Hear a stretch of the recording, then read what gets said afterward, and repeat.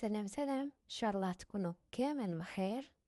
اليوم جيتكم بأول وصفة للعيد إن شاء الله، صابلي بالفواكه المجففة.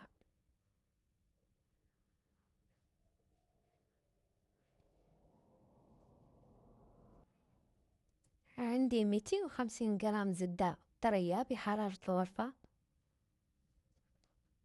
عندي بيضة كاملة وصفها البيضة.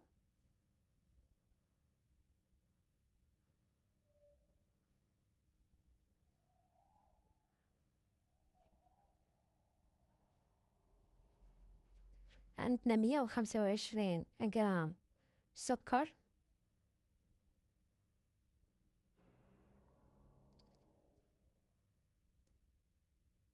خلطوا الخليط تاعنا حتى يولي عندنا خليط كريمي.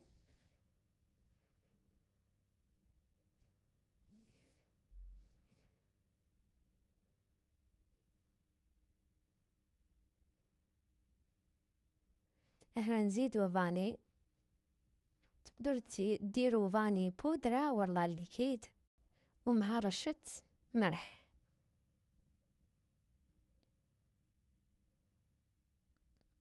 خلطوا كل شي مع بعض.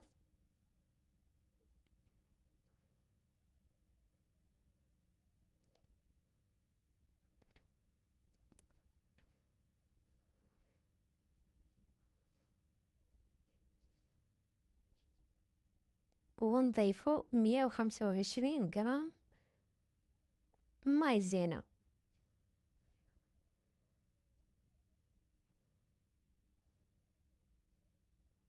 هنا تقدر تزيدوا 125 ملي زيت، أنا هنا استغنيت عليها.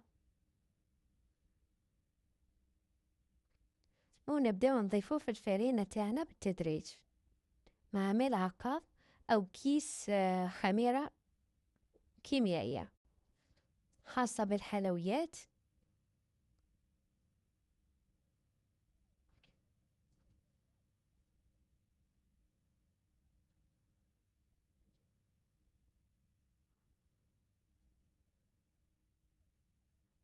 هنا كيما معروف الصابلي باش ميجينيش مشبحق وناخر هنايا نلمو ما نعجنوش. هنا إذا شفنا العجينة تاعنا مازال يخصها فرينة نضيفولها شوية.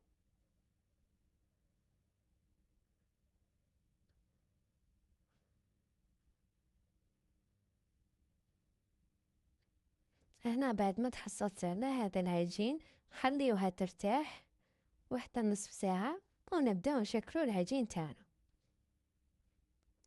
هنا بعد ما ارتاحت العجينة أنا فتحتها هنا بين ورق بابي كويسون، تقدروا تستعملوا شولوفان ولا أي حاجة. ضفت القليل من الفرينة ونفتحوا العجينة تاعنا.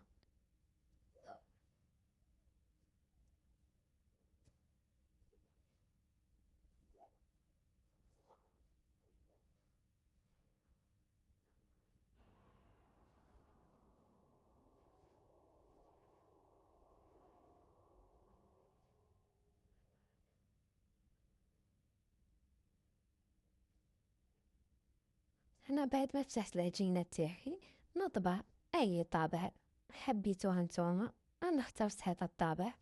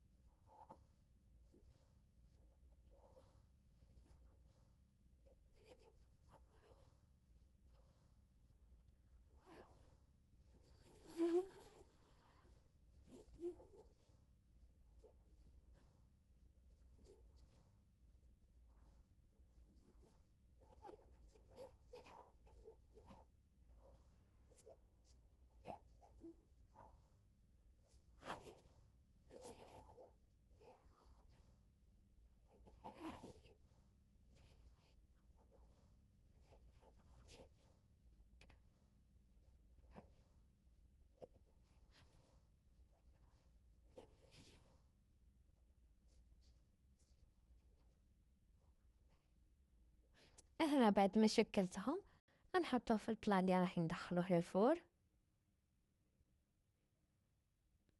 وبعد ما طابلنا هنايا، هنا كنت رشيته بالسكر.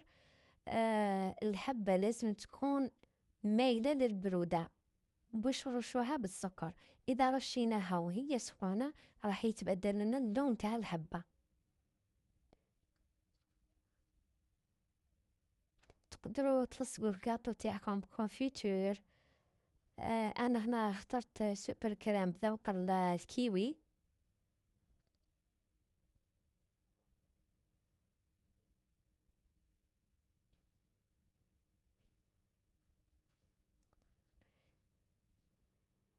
أما الفواكه المجففة تلقوها عند اللي يبيعوا صوالح الكاطو، تلقوها كيما راها.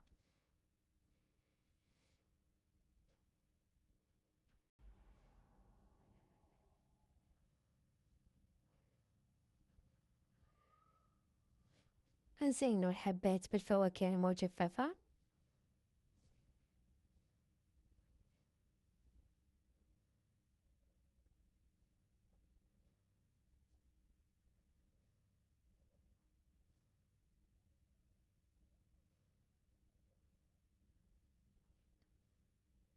وهذا هو الكاطو تاعنا والشكل النهائي تاعو. نتمنى تكون وصفة اليوم عجبتكم. بسلامة.